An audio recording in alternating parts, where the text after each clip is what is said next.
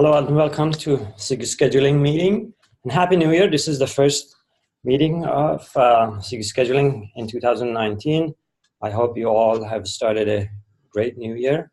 As you know, this meeting is recorded and will be uploaded to public internet. All right, with that, let's start the meeting. I have a few updates. There are probably more updates than usual, given that we didn't have any meetings in the past couple of weeks. So let's see. So I'm gonna try to start with the more important ones because we may not get to all of the updates this week, but hopefully we'll try to cover those in the given time that we have.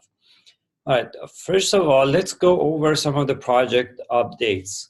So as you know, we have a relatively long list of items for 114. Some of these items are already done. One of the items that is already done is adding a backup mechanism for unschedulable pods. So this was an item that was basically pending for a while, given the complexity of the feature, but it's already merged. The idea here is that pods which are not schedulable are not going to be retried in a tight loop. They are going to basically yield to other pods. Our current scheduling queue has a pretty sophisticated mechanism to give higher priority to pods which have higher priority, but if such high priority pods are not schedulable, they could block the head of the queue. So in order to avoid that, we have added this backup mechanism. So when a high priority pod is not schedulable, it is subject to backup in order to not block the head of the queue, basically. That item is done. We have optimized node status updates. Essentially, in large clusters, node status updates are very frequent. Every node sent status updates every 10 seconds. Every time that these node updates arrive, scheduler will retry rescheduling unschedulable pods. But a lot of these node updates are essentially no ops. They're simply heartbeat updates. There is nothing changed on the node. So we've added an optimization to check what is changed on the node. And if there is nothing that could make the node more schedulable, then the scheduler is not going to retry. This part is done. We have landed another feature to improve performance of the scheduler. As you may know, we were trying to basically score fewer nodes than the whole cluster, especially in larger clusters, in order to improve throughput of the scheduling. Initial phase, we started with scoring 50% of the clusters. And then in a subsequent phase, we added a dynamic percentage.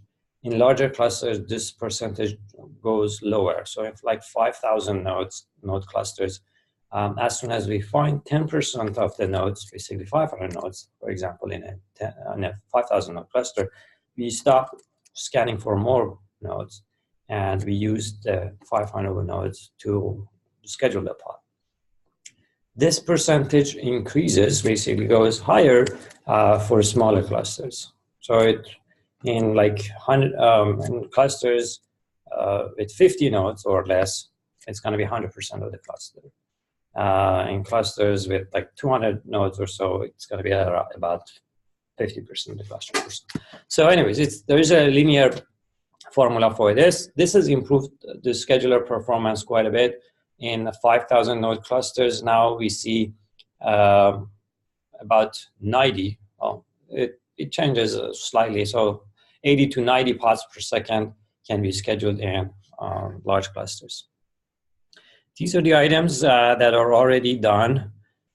We have quite a few items in the works. So one of the items, I don't know if Harry is here, one of the items is the design of new, I don't see Harry here, design of the new equivalence cache. Harry was working on that. I don't know what is the latest status.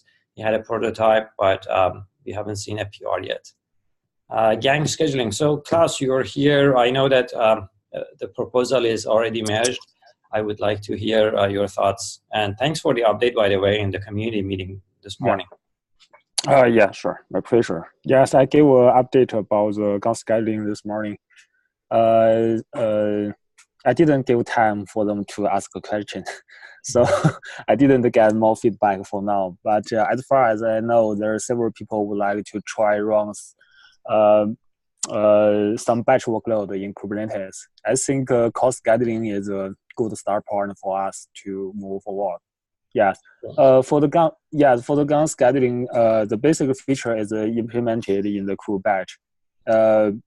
I'm trying to work some about the reservation in quota and the pod group controller. For this part, I think this is a nice plan for this feature. Right.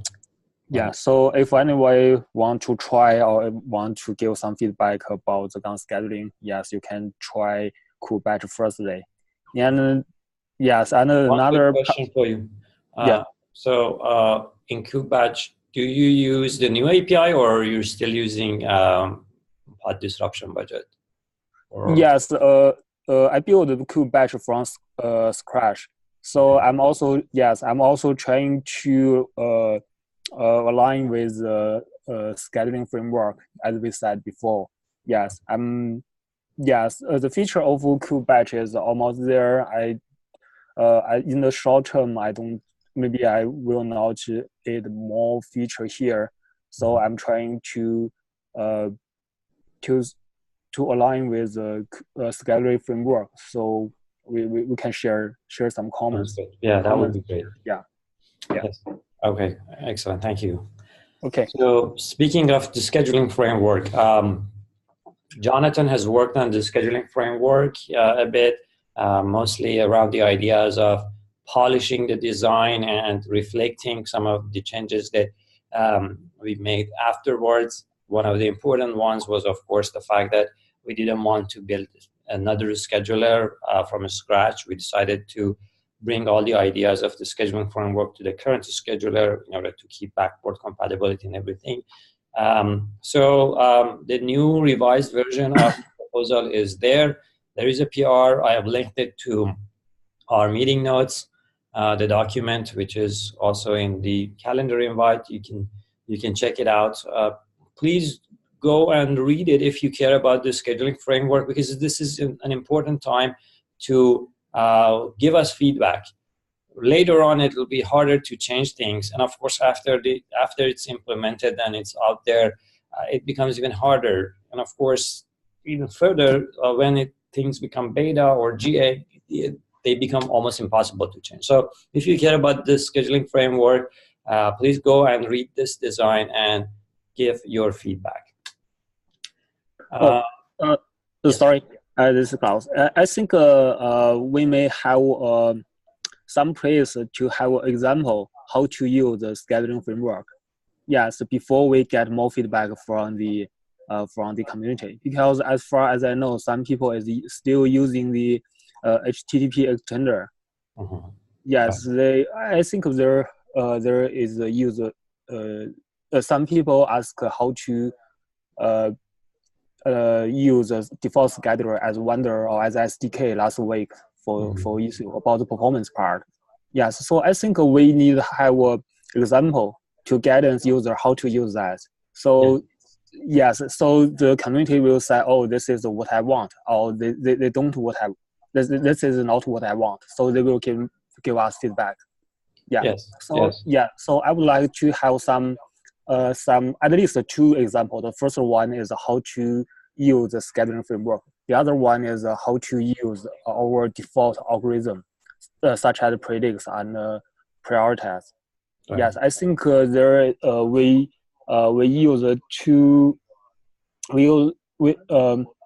Some issue has introduced issue that we cannot use the pod of Fante outside the scheduler. Yes, you know, some people submit a pull request about this part. Okay. Yes, because in Kube batch I use I import the pod of Fante and until Fante. When I upgrade to the 1.0 1.13, I found some build issue here. Yeah. So I think we need to at least 2 examples to make our scheduling framework to move forward. Yeah, so part of it is related to the framework and part of it is not, in my opinion. For example, whether you can use interpod affinity or anti-affinity in another component today is not really related to the scheduling framework. That's kind of a separate concept and a separate. The scheduling framework is of course different. We had even in the initial proposal, we had like a high-level example of how you might implement certain features using the framework, but of course it was not like code examples. I believe you are looking for code examples, right? Yes, some code example. Yeah, it's still a little early for the scheduling framework to have code examples, at least not in the design proposal.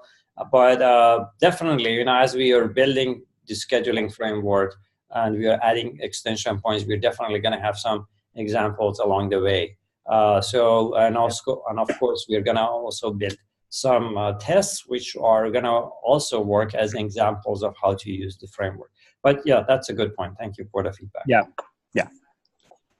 All right. So there have been like several issues actually in the scheduling queue and also a race condition in setting nominated node name in the preemption logic of the scheduler.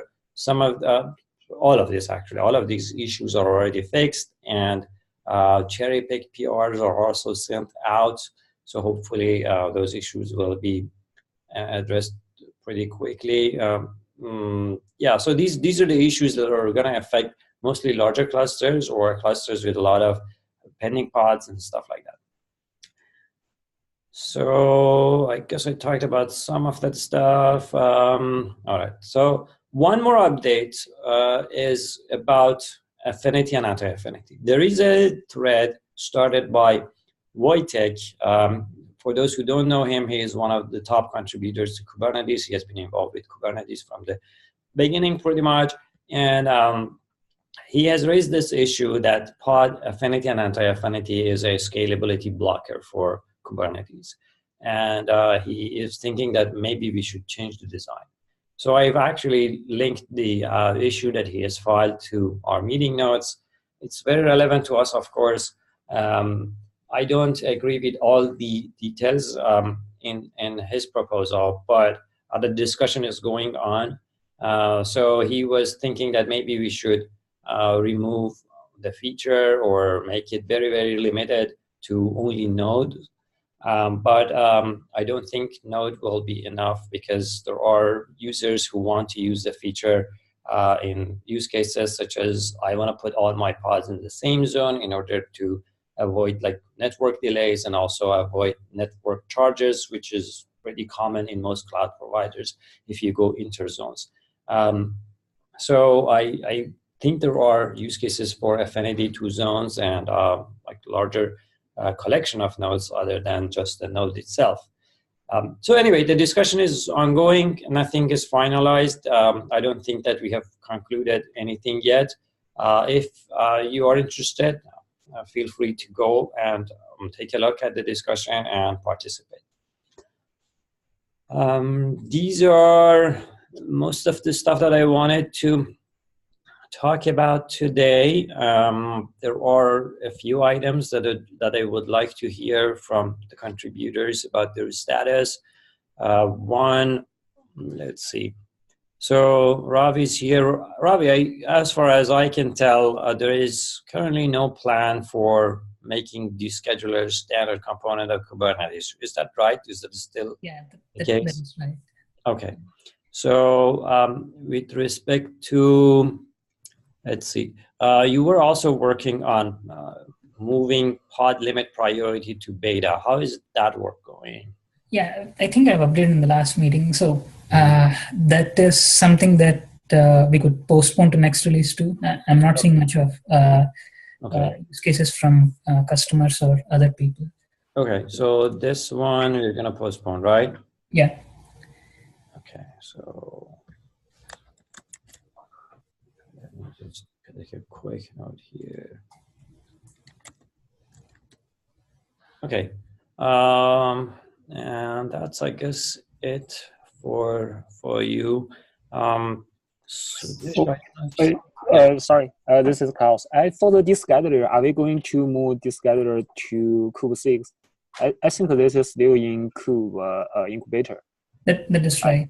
Yeah. But I have initiated the discussion, but I haven't started the migration. So the main reason is just because of the workload. It's just that Avesh has decided to move out of Red Hat. So okay. Yeah, at this point of time, I'm not finding enough time to start the migration process. I see. Is he still involved with Kubernetes, or? Yeah, he will be involved, but so he's mostly going to be like a consumer of Kubernetes rather than a contributor at this point of time. That's what I understood from his. Okay. Yeah, the reason that I'm asking is that we need to keep our set of approvers kind of limited, because there are security concerns with those that have approval power, and sometimes when their accounts become unused for a long time, then there is a chance that someone else might hijack them and use them without them even noticing.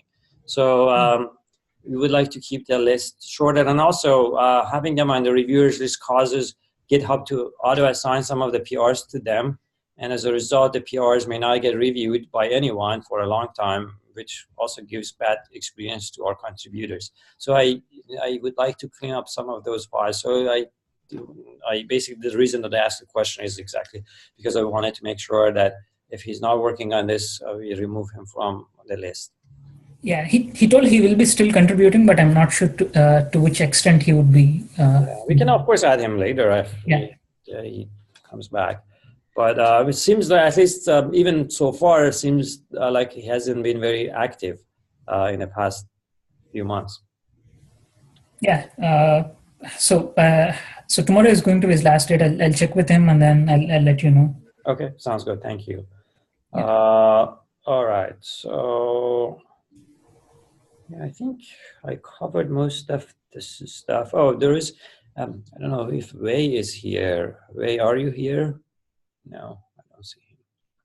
Yeah, I don't think he's. No, okay. So other folks, if I have missed anything here that you are working on and it's already planned for 114, please let me know. At least I don't see in our spreadsheet, I don't see other major projects by other folks, but actually there is a bug that I would like to talk about. Sure.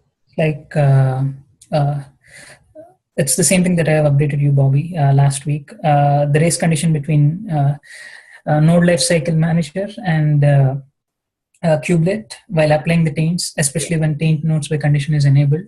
Mm-hmm. So at a high level, what is happening is when autoscaler is creating a new node or bringing new node into the cluster, there are not enough taints or no scheduled taint on the node, which is not stopping the scheduler to schedule pods onto the node.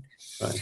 So because of that, it is kind of becoming a problem, because from a security perspective, we do not want nodes to update the taints on them or kubelets to update taints on them, because they could steer the workload towards them or tell that I do not want a particular pod to land on me. Yes. So updates are not possible, but we can register the taints during kubelet initialization or add taints to the node during kubelet initialization. So I have created a PR for that, but it won't cover the case where there are updates, meaning if a kubelet has updated its status, it won't be immediately updating the taint or the no schedule taint, because node lifecycle manager or node controller is responsible for doing that. Right. So but node controller manager is going to eventually look at that and remove the taint, right? It will eventually do it, but Klaus has a point too, where he mentioned that it after like 300 seconds, usually the pod would get evicted, and it would take some time for node controller to apply the taint. So longer than 300 seconds, how come?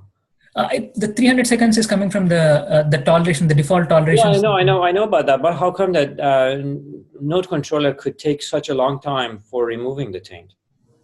No, I'm not talking about the time that is needed for applying and removing the taint. I'm talking about once the taint has been applied. Yes. For example, no execute taint. By Yes. default, the toleration time is 300 seconds because Correct. of Correct. So in both the cases, like I do not know the exact time, like how long a node controller takes before applying the taint. When I tested it locally, it was happening like very, like almost instantaneously.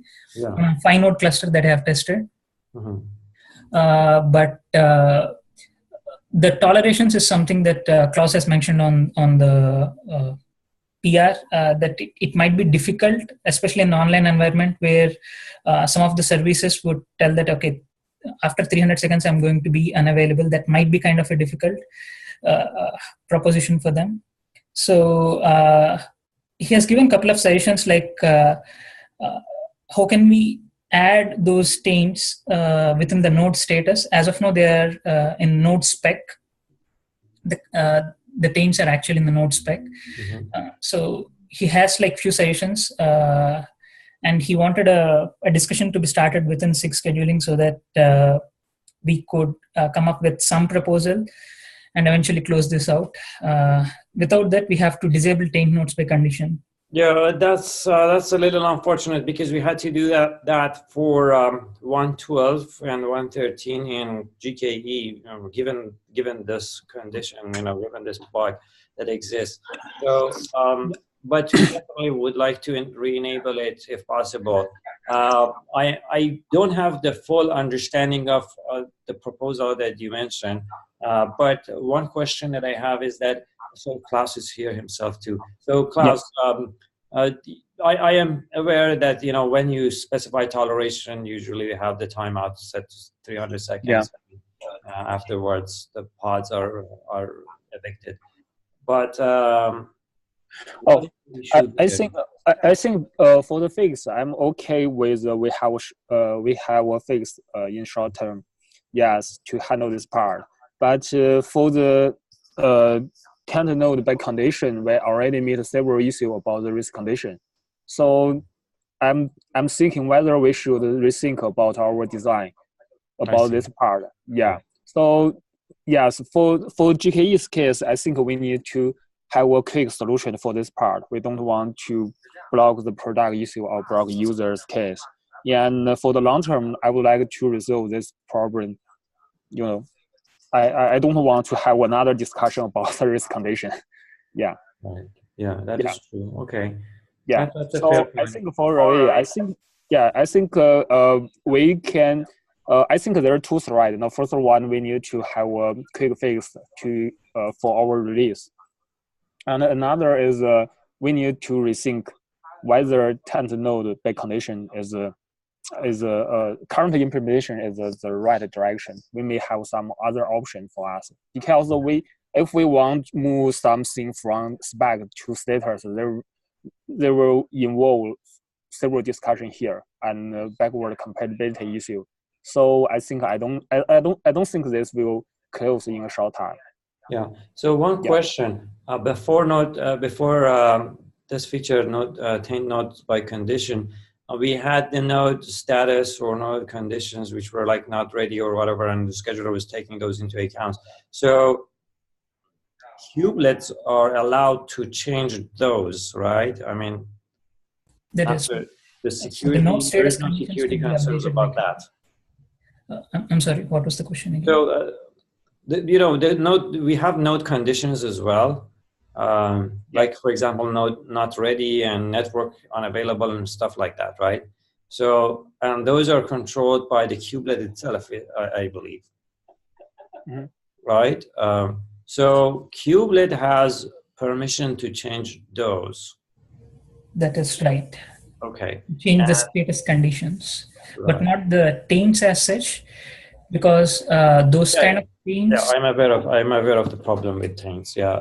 Like Klaus has even proposed one more solution. Like we can have a whitelisted taints which represent these node conditions, and we will allow updates only to those set of taints. Yeah, that was the first solution that came to my mind as well. Maybe that's something we can do. It feels a little bit like a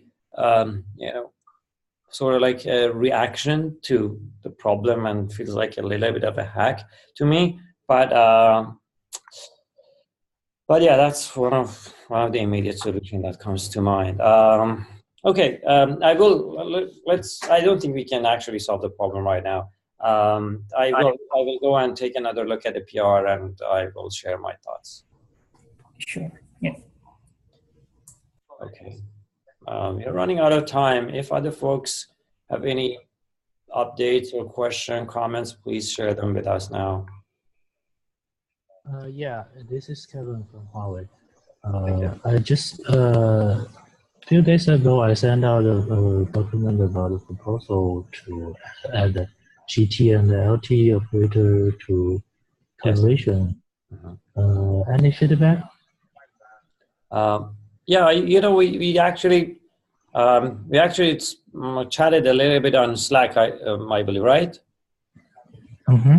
Yeah, so I think your proposal is fine, actually. Initially I was not so sure about it, but after you explained, I think it's fine. We can have LT and GT operators. They should be okay. I don't think it's gonna make performance a lot worse, but we need to actually make sure that that's the case. We need to basically have some performance tests. But are you gonna work on it? Do you want to send a PR or you? Yeah. Okay. Yeah, I will work on it. Okay, sounds good. Okay. Thank you. So let me actually take a quick note here.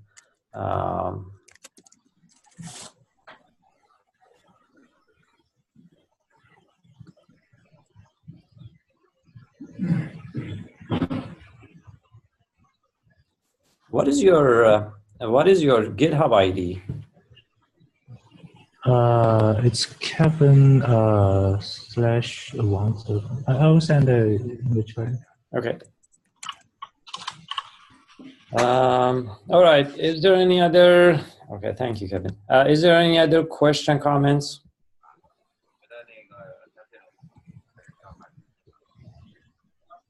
Did someone say something, or it was background noise? Okay, I assume it was background noise. All right. One more quick thing. It's kind of related to SIG scheduling. We've seen a bunch of resource coda tests failing in various setups.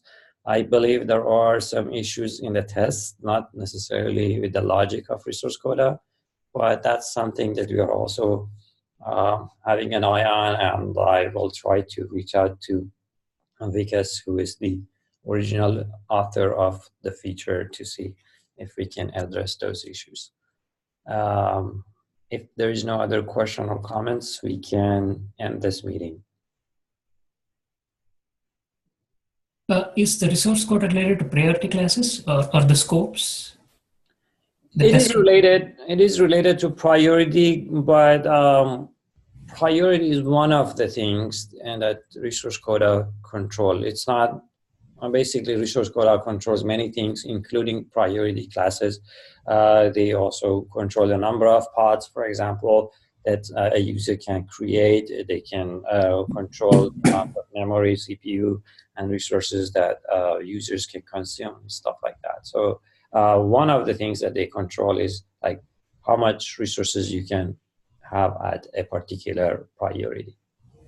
Yeah, so that's why I was talking about scopes, because for the rest of the stuff, I think Derek initially wrote those tests. Oh, I see. Yeah, then Derek is the original author. Sorry. I missed that. So yeah, I can actually ping him as well, but we will see. All right. Is there any other question or comments? All right. Our next meeting is next Thursday, 10 a.m. California time. See some of you folks next week. Bye. Thank you. Bye. Thanks. Bye.